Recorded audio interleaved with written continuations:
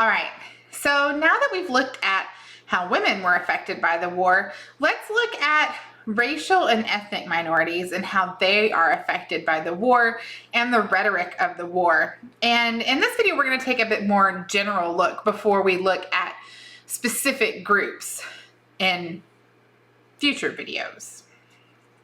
So, unprecedented attention is being paid to freedom in the United States as a defining characteristic of American life, and that has implications far beyond just wartime mobilization.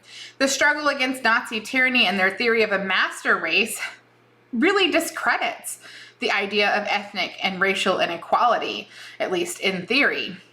Pluralism becomes part of the official rhetoric of the United States.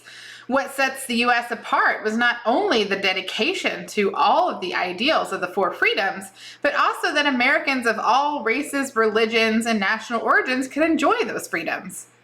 Of course, there is a contradiction between the idea of equal freedom and the actual lived reality in the United States.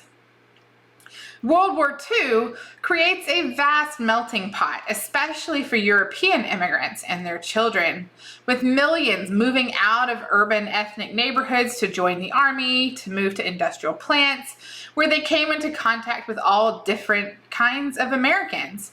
And so rather than the forced Americanization of World War I, the attempt in World War II was patriotic assimilation, taking those people and bringing them into the fold, and thereby changing the nature of what it is to be an American by the addition of new ideas and new cultural practices and things like that.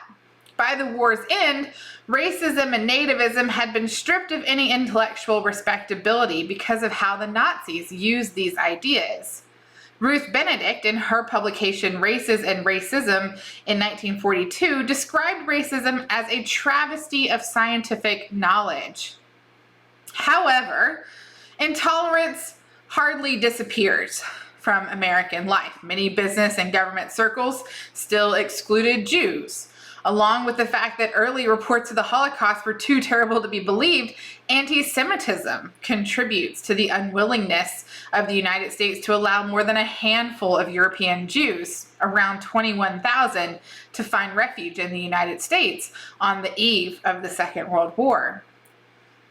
On the eve of Pearl Harbor, racial barriers remain deeply entrenched in the United States, but the war itself will set in motion changes that are ultimately going to reverberate into the post-war years.